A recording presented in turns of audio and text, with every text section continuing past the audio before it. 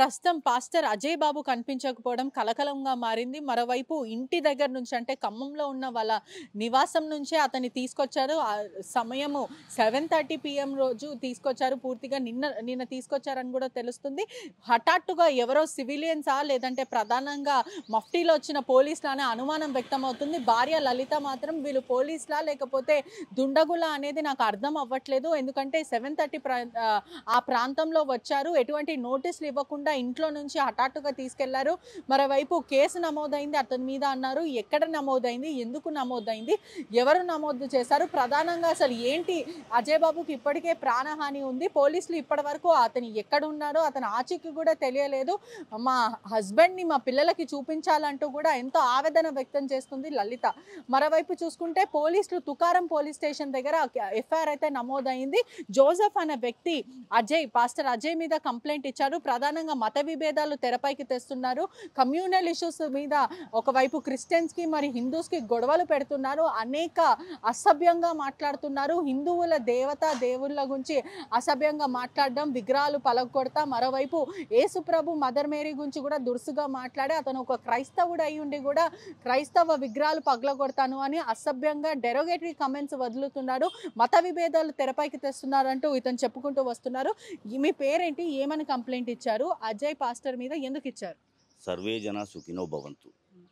ఎందుకు ఇచ్చానంటే ఇప్పుడు అతను రెగ్యులర్ ప్రాక్టీస్ చేసుకున్నారు.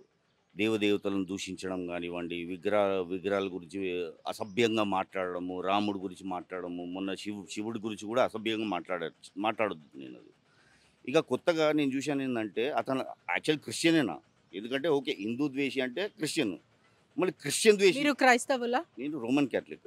I'm being a responsible citizen. ఎందుకంటే అతను రోమన్ క్యాథలిక్. అతను ఏం చెప్పాడంటే యేసు ప్రభు విగ్రహం దేవుడి, మరియమాత విగ్రహం దేవుడి పలగొడతాడు. ఇప్పుడు నువ్వు క్రిస్టియన్వేనా? ఎందుకంటే ఇద్దరు ఒక మతం చిచ్చు పెట్టావంటే ఓకే, నువ్వు మతం పిచ్చోడివి. కానీ నువ్వు ఇతర మతాల మధ్య చిచ్చు పెడుతున్నావు అంటే వేరొక భాష అంటారు దాన్ని. అది నేను చెప్పకూడదు. ఇంకొకటి, ఇలాంటి వాళ్ళు చాలామంది ఉన్నారు, ఈ తొనకొనే కాదు. మనం చూసుకుంటే మొన్న పాస్టర్ గారు చనిపోయారు. ఆ చనిపోయిన వ్యక్తి గురించి అసలు ఒక్కరికి సంతాపం లేదు, ఒక్కరికి దుఃఖం లేదు. ఆ బంధువుల అక్కడ వెళ్ళి ఆ శవాన్ని దీన్ని ఎట్లా రాజకీయం చేసుకోవాలి, ఎట్లా దీన్ని పెద్దగా చేసి, ఇష్యూని పెద్దగా చేసి, అక్కడ జరిగింది అసలు ఇన్సిడెంట్ అది. దాన్ని వీళ్ళు అక్కడ వెళ్ళి మర్డర్గా చిత్రీకరించి. ఇంకొక విషయం అండి, అదే సమయంలో ఇంకా ఇద్దరు పాస్టర్లు తెలంగాణలో చనిపోయారు. మళ్ళీ వాళ్ళ గురించి ఒక్క మాట అన్నారు. వాళ్ళు కూడా రోడ్ యాక్సిడెంట్లో చనిపోయారు. వాళ్ళకు కూడా సేమ్ అదే తరాలో రోడ్ యాక్సిడెంట్ జరిగింది. వాళ్ళ గురించి ఒక్క పాస్టర్ కానీ, ఒక్క మత పెద్దలు కానీ, ఒక్క చర్చిలో కానీ ఒక్క ప్రస్తావన తీస్తలేరు. పాస్టర్ గారి పిఏ గారు ఆమెకుద్దన్నారు. ఏమని? పాస్టర్ గారికి గత నెలలో ప్రాణహాని ఉంది అని చెప్పి. అప్పుడు ఒక్క పాస్టర్ గారు బయటికి రాలేదు, ఒక్కడు పట్టించుకోలేదు. పిచ్చి పిచ్చిగా మాట్లాడతారు కదా. ఒక అతను ఎవరికి మనశ్శాంతి లేకుండా చేసి ప్రజాశాంతి పార్టీ పెట్టుకున్నాడు, కేపాల్. ఆయన కూడా వచ్చి ఇది మర్డర్ అని. అరే మళ్ళీ ఆ రెండు తెలంగాణలో జరిగింది, అదేంది మళ్ళీ? ఆమె అన్నది నా భర్తకు ఇది నా. రాజమండ్రి పోలీసులు కూడా పాస్టర్ అందరికీ నోటీసులు జారీ చేశారు. మీ దగ్గర ఏమైనా ఆధారాలు ఉంటే ఇది మర్డర్ అని చెప్పి మీరు మీడియాలో అంతా ప్రచారం చేస్తున్నారు. మీ దగ్గర ఎటువంటి ఆధారాలు ఉన్నా మా దగ్గరికి తీసుకురావాలి అంటూ కూడా పాస్టర్ విజయ్ ప్రసాద్కి, అదే కాకుండా ఇప్పుడు అజయ్ బాబుకి కూడా పాస్టర్ వీళ్ళందరికీ నోటీసులు ఇచ్చారు.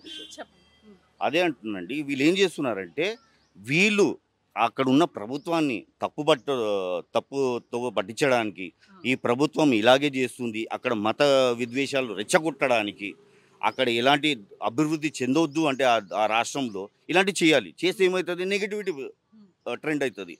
ఎందుకంటే అక్కడ ఉన్నారు పవన్ కళ్యాణ్ గారు. ప్రతి ఒక్కటి వాళ్ళు ఇప్పుడు ఆయన హిందుత్వాన్ని ఫాలో అవుతారు, సనాతన ధర్మాన్ని ఆదరిస్తారు. ఆయనకి ఏంది, ఆయన ప్రతి ఒక్కటి ఇప్పుడు ఎవరైనా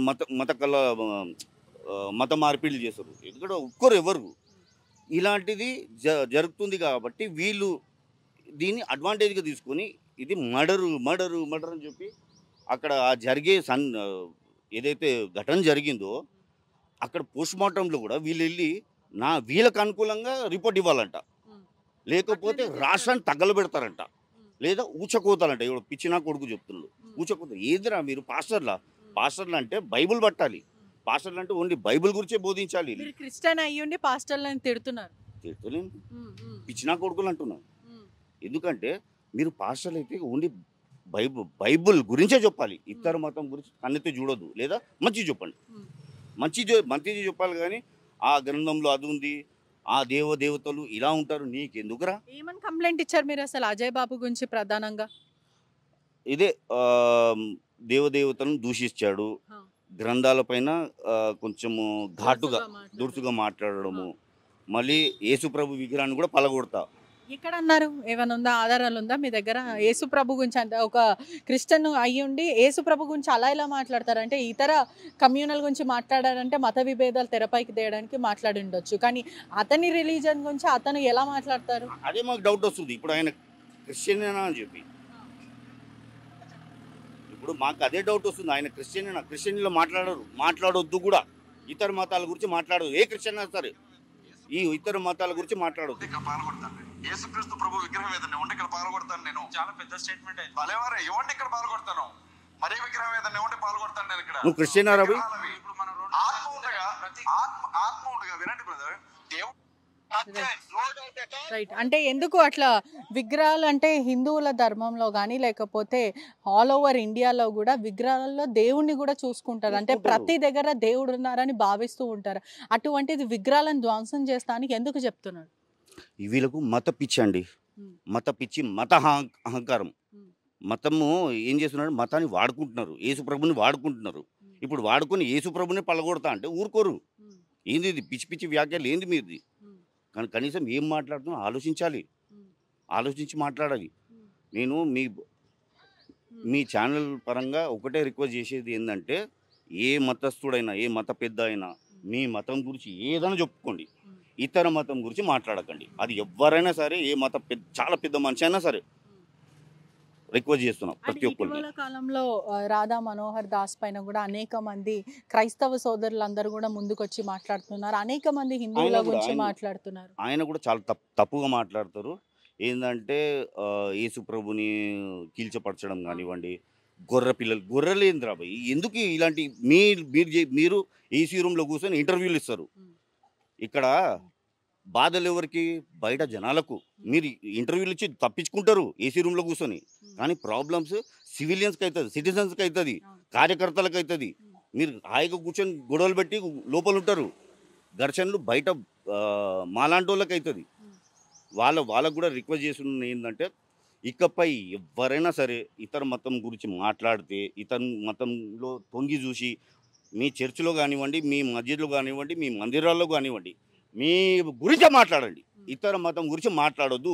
మాట్లాడితే ఫస్ట్ ఎవరైతే అక్కడ డివోటీస్ ఉన్నారో ఫస్ట్ మీరే వెళ్ళి వాళ్ళకి చెప్తోడు కొట్టండి, మీరే కొట్టండి. ఎందుకంటే ఇప్పుడు నేను చర్చ్కి వచ్చాను, చర్చ్ గురించి మాట్లాడు. టెంపుల్కి వచ్చాను, టెంపుల్ గురించే మాట్లాడు. మస్జిద్కి వచ్చాను, మస్జిద్ గురించే మాట్లాడు. ఇతర మతాల గురించి దురుసుగా మాట్లాడొద్దు, డెరోగేటరీ కామెంట్స్ చేయొద్దు. మాట్లాడితే ఫస్ట్ బీయింగ్ డివోటీ ఫస్ట్ నువ్వే వెళ్ళి వాళ్ళని చెంపతోడు కొట్టు. ఇది ప్రతి ఒక్కరు రైట్. ఇది ఇప్పుడు ప్రస్తుతం ఆల్ ఓవర్ 2 తెలుగు రాష్ట్రాల్లో ప్రవీణ్ పగడాల కేసు సెన్సేషనల్గా మారింది. దాని మీద అనేక మంది పాస్టర్లు వస్తున్నారు. అంటే ఈ పాస్టర్ల కారణం వల్ల కమ్యూనలిస్టులు తెరపైకి వస్తున్నాయని చెప్పొచ్చా? మేడం, అక్కడ జరిగింది ఏంది? మొదటి రోజు, చనిపోయిన రోజు చాలామంది పాస్టర్లే వెళ్ళి ఇది ఒక అతను ఏదో చావా తరాలో నాలుక కోస్తా కండుగుడ్డు బీక్తా అని చెప్పి పాస్టర్లే అక్కడ వెళ్ళి చాలా మంది చెప్పారు. ఒక ముస్లిం సోదరుడు కూడా చెప్పాడు ఒక వీడియోలో, ప్రముఖ ఇంటర్వ్యూలో, ఇతను డెరోగేటరీ కమెంట్స్ చేస్తున్నారు, ముస్లింల పట్ల దురుసుగా మాట్లాడుతున్నారని పాస్టర్ ప్రవీణ్ పగడాల గురించి ఓపెన్ గా చెప్పారు. నీ మూతికి వస్తాను, నీ తల పగల కొడతా, ఇట్లాంటి ఏదేదో చెప్పారు. ఆ పెద్ద మనిషి ఏమన్నాడంటే, నేను అదే ఆయన ఔరంగ అనుకుంటాడో ఏమనుకుంటాడో, నాలుక కోస్తా కండుగుడ్డు పీక్తా అని చెప్పి అదే మాట ఆ డెడ్ బాడీ దగ్గర చాలామంది పాస్టర్లు వెళ్ళి ఆ దృశ్యాన్ని చూపించి, మాకు ఆయన మీద అనుమానం ఉందంటే ఈ పాస్టర్ అజయ్ బాబు ఇంకా ఇతరులు, ఈ పెద్ద మనిషి ఆయన పిచ్చి ఆయన ఏ పేరు పాల్ గారు, వీళ్ళందరూ వెళ్ళి లేదు ఇది హిందువులే చేశారు, ఇది బీజేపీ చేసింది, ఇందులో పవన్ కళ్యాణ్ గారి హస్తమే ఉంది, ఇంకా మాకు అలాగే రిపోర్ట్ కావాలంటే ఎందుకు ఇస్తారు రా పిచ్చినా కొడుకులారా? మతుందా? వాళ్ళ పనులు వాళ్ళు చేయనియండి. మనకు పోలీస్ మీద నమ్మకం పెట్టాలి. ఎవరైనా సరే, నేనైనా సరే, మీరైనా సరే. వాళ్ళ లోపలెళ్ళి నాకు కావాల్సిన రిపోర్ట్ ఇవ్వాలి, లేకపోతే తగలబెడతా. ఏం తగలబెడతారా పిచ్చినా కొడుకులారా? ఖబర్దార్, ఇది మణిపూర్ కాదు. మణిపూర్ ప్లాన్ చేశారు వీళ్ళు. మణిపూర్ లాగా చేయాలనుకుంటే ఇది వేరేగా ఉంటుంది. రిక్వెస్ట్ చేస్తున్నా, హెచ్చరిస్తున్నా కూడా. ఫైనల్ వ్యూవర్స్ కి ఏం చెప్తారు అంటే, ఇటువంటి పాస్టర్లు చెప్పడం వల్ల క్రైస్తవులందరూ ఏకమయ్యి ఇది మర్డరే, ప్రీ ప్లాన్ మర్డర్, అంటే ఎటువంటి ఆధారాలు లేకుండా ప్రీ ప్లాన్ మర్డర్ అంటూ కూడా చెప్పుకుంటూ వచ్చారు చాలా మంది.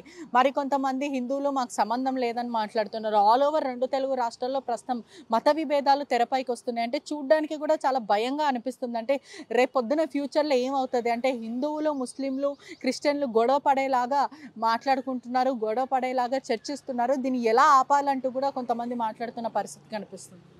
మేడం, ఒకటే, దీన్ని ఆపాలంటే ప్రతి మతంలో నేను చెప్పినట్టు వాళ్ళ గ్రంథాల గురించే మాట్లాడుకోవాలి. ఇతర గ్రంథాలు తొంగి చూడొద్దు, దాని గురించి మాట్లాడొద్దు, ఎక్కడిచ్చినట్టు మాట్లాడొద్దు. ఆ దేవదేవతలు నా దేవుడు నా ఇష్టం, నీ దేవుడు నీ ఇష్టం, అంతేగాని వ్యక్తిగతంగా నన్ను టార్గెట్ చేయి పర్వాలేదు, కానీ సనాతనం జోలికి వస్తే మాత్రం ఊరుకోరు. అలాగే ఏ మతం జోలికైనా ఊరుకోరు. అది ఎవరైనా సరే, రాధా మనోహర్ దాస్ అయినా సరే, ఎవరైనా సరే. ప్రతిసారి వేరే మతంలో ఏమవుతుంది, వేరే మతం, మళ్ళీ ఈ మతంలో ఎందుకున్నావురా, అదే మతంలో పోయి కూర్చో, మళ్ళీ అదే మందిరంలో పోయి కూర్చో. నీకు ఈ మతంలో ఏం పని? పిచ్చి పిచ్చి వ్యాఖ్యలు చేస్తూ, వెక్కిరిస్తూ, ఇది తప్పుడు సమాచారాలు. వీళ్ళ పబ్బం గడుపుకోవడానికి, వీళ్ళ అహంకారం, దీన్ని అహంకారం అంటారు, మత పిచ్చి అంటారు దీన్ని. ఇంకొకటి, ఎవరైనా సరే సనాతన జోలికి వస్తే ఊరుకోము. సనాతన, ఎందుకంటే సనాతనం అంటే ఏంది? మేము రోమన్ క్యాథలిక్, మేము కూడా సనాతనమే పాటిస్తాము. అంటే పూజలు పురస్కారాలు, ఈ విగ్రహారాధన, అదంతా సనాతన కిందికి వస్తుంది. అంటే మాకు కూడా హర్ట్ అవుతుంది, ఎందుకంటే మేము కూడా సనాతనం. ఈ భూమే సనాతన భూమి అండి. ఈ భారతదేశమే సనాతన దేశము. ఒకప్పుడు అఖండ దేశం ఉండేది, 10 దేశాలు. ఇలాంటి విధవల వల్ల ప్రతి దేశం విడిపోయింది. ఇప్పుడు మిగిలింది ఇది ఒకటే దేశము. వాడు ఎవడో 2047లో ఈ దేశాన్ని PFI వాడు ఈ దేశాన్ని ఇస్లామిక్ దేశంగా మారుస్తున్నారు. ఫస్ట్ దాని గురించి మాట్లాడరా? దమ్ముందా? దాన్ని ఆపగలుగుతారా? లేరు. ఇప్పుడు మీరు ఇట్లా చేస్తే వానికి ఇంకా టార్గెట్ అచీవ్ అయినట్టు అవుతుంది. 2047 కాదు, 2027లో ఏమవుతుందో తెలియదు. చాలా భయం ఉందండి ఇది. ప్రధానంగా ఇప్పుడు అజయ్ బాబు కనిపించట్లేదంటూ కూడా పలువురు పోలీస్ స్టేషన్ దగ్గర వచ్చి వెయిట్ చేస్తున్న పరిస్థితి, ఆందోళన వ్యక్తం చేస్తున్నారు. అదే కాకుండా కుటుంబం, లలిత ఎవరైతే భార్య ఉంది కూడా, మా భర్త ఇప్పటివరకు ఆచూకీ తెలియలేదు. ఒకవైపు ఉప్పల్ పోలీస్ స్టేషన్లో లేరు, తుకారం పోలీస్ స్టేషన్లో లేరు, మరోవైపు ఖమ్మంలో కూడా లేరు. పలు అనుమానాలు వ్యక్తం అవుతున్నాయి. ఎవరైనా కిడ్నాప్ చేసి ఉండొచ్చు అని కూడా చెప్తున్నారు. మీకేమన్నా తెలుసా? మీ హస్తం ఏమైనా ఉందా? కంప్లైంట్ ఇచ్చింది నేనే. మీరే కంప్లైంట్ ఇచ్చారు, అందుకే మిమ్మల్ని అడుగుతున్నాను. కంప్లైంట్ ఇచ్చిన అంటే ఏంటిది? చట్టపరంగా వెళ్తున్నా అంతే, బస్ అంతే. చట్టపరంగా వెళ్తున్నా. ఎందుకంటే మనకు కావాల్సింది పీస్ అండ్ హార్మనీ. ఇప్పుడు జెసికా గారు అన్నారు, అంత పెద్ద ఆవిడ మనసు చూడండి, అంత పెద్ద మనసు ఆవిడది. ఆవిడ భర్తకి ఏమన్నా ఆవిడకి తెలుసు, దేవుడికి తెలుసు, పాస్టర్ గారు తెలుసు. క్షమించే గుణం అతనిది, నేను క్షమిస్తాను అని క్షమించేసేయండి అన్నది. మనకు పగలు ప్రతీకారాలు వద్దు, కానీ నా కొడుకులు వెళ్ళి రాజకీయాలు చేసుకుంటున్నారు. వీళ్ళ పబ్బం గడపడానికి, ఆ ప్రభుత్వాన్ని కూల్చడానికి, ఇలాంటి పనికిరాని పనులు చేసి ఆ రాష్ట్రానికి చెడు పేరు తేవాలని చెప్పి. అజయ్ బాబు ఎక్కడున్నారు? నాకేం తెలుసండి. ఎస్ఐ గారు ఉన్నారు, అడుగుదాం ఎక్కడున్నారని చెప్పి, వాళ్ళే చెప్తారు. అంటే మొత్తం మీద కూడా చూసుకుంటే మత విభేదాలు తెరపైకి వస్తున్నాయి. పాస్టర్లు ఇష్టం వచ్చినట్టు మాట్లాడుతున్నారు. అజయ్ బాబు కూడా డెరోగేటరీ కమెంట్స్, అంటే మత విభేదాలు తెరపైకి తీసుకొస్తున్నారు. ఒకవైపు చూసుకుంటే కూడా చెప్పండి. నేను రిక్వెస్ట్ చేసేది ఏంటంటే, ప్రతి మనిషిని ఇకపై సనాతన జోలికి రావద్దు. ఎవరైనా సరే, ఎవరమ్మ మొగుడైనా సరే సనాతన జోలికి వస్తే ఊరుకోము. ఎందుకంటే గతంలో స్టాలిన్ బై కూడా ఏమన్నాడు? సనాతనం అంటే అది డెంగ్యూ, మలేరియా, ఇలాంటి విధవలను ఆల్అవుట్ పెట్టి భారత్ నుంచి గెట్అవుట్ చేయాలి. స్టాలిన్ బై, మీలాంటి వాళ్ళకు ఒకటే వార్నింగ్ ఇస్తున్నా. It's a warning to Stalin by. कपड़ा मेरे बाप का, तेल मेरे बाप का, आग भी मेरे बाप का, लेकिन लंका जैसा DMK तेरे बाप का जला दूंगा. स्टालिन भाई. ఓకే, పూర్తిగా ఒకవైపు చూసుకుంటే చాలా క్లియర్గా కనిపిస్తుంది. కంప్లైంట్లో కూడా pastor Praveen Pagadala death portraying on a dead body has a murder, blaming only Hindus without any evidence and spreading hatred against Hinduism and Hindu organization as this case is still being investigation by the police officers. అంటే ప్రస్తుతం Joseph చెప్పే వరకు చూసుకుంటే వీళ్ళే police లాగా మాట్లాడుతున్నారు, వీళ్ళే investigation officers అయిపోతున్నారు. అసలు నిజాలు ఏంటో అనేది పోలీసులు ప్రభుత్వం నిర్ణయిస్తుంది. ఎందుకని వీళ్ళు హత్యగా చిత్రీకరించే ప్రయత్నం చేస్తున్నారు, వాస్తవాలు ఏంటో పోస్ట్మార్టం రిపోర్ట్ వచ్చినాక బయటకు వస్తుంది. కానీ ఇటువంటి పాస్టర్లు దుర్భాషలు ఆడడం, హిందువుల మీద అసభ్యంగా మాట్లాడడము, దేవతలని దేవుళ్ళని కించపరచలాగా మాట్లాడడం, అతను ఆ హిందువుల రిలీజియన్స్ కాకుండా అతను ఒక క్రిస్టియన్ అయ్యుండి క్రైస్తవుడు అయ్యుండి క్రైస్తవ గురించి దుర్భాషలు ఆడడం, మరోవైపు జీసస్ మదర్ మేరీ విగ్రహాన్ని పగలగొడతాను అంటూ కూడా అసభ్యంగా మాట్లాడుతున్నారు. మనోభావాలు దెబ్బతింటున్నాయి. ఒకవైపు హిందువులది క్రిస్టియన్ల మనోభావాలు దెబ్బతీస్తున్నారు. ఇటువంటి వాళ్ళకి ఖచ్చితంగా శిక్ష పడాలి అంటూ కూడా ప్రస్తుతం చెప్పుకొచ్చారు. మరోవైపు ఎఫ్ఐఆర్ కూడా నమోదైంది. అనేక సెక్షన్లు ప్రధానంగా చూస్తే 299, 196 BNS కింద కేసు నమోదైంది. ఒకవేళ నేరం నిర్ధారణ అయితే ప్రధానంగా 3 ఏళ్ళు జైలు శిక్ష మరియు ఫైన్ పడే అవకాశాలు అయితే ఉన్నాయి. ప్రస్తుతం అజయ్ బాబు ఎక్కడ ఉన్నాడు అనేది క్వశ్చన్ మార్క్గా మారింది. మరో కొంతమంది చూసుకుంటే ఆందోళన వ్యక్తం చేస్తున్నారు. పోలీస్ స్టేషన్ ఎదురుగా ప్రధానంగా ఎక్కడికి వెళ్ళాడు అజయ్ బాబు, ఇప్పటివరకు ఆచూకీ లేదు, ఎవరు అరెస్ట్ చేశారు, నిజంగానే పోలీసులు వచ్చారా మఫ్టీలో, లేదంటే ఎవరైనా దుండగులు కిడ్నాప్ చేశారా అంటూ క్రైస్తవ సంఘం అంతా కూడా ఆగ్రహం మరియు ఆందోళన వ్యక్తం చేస్తున్న సిచ్యువేషన్ కనిపిస్తుంది. ప్రపంచంలో ఏ మూల ఏ క్షణం ఏం జరుగుతుందో వేగంగా తెలుసుకోవడానికి తొలి వెలుగు వాట్సాప్ ఛానల్ని ఫాలో చేయండి.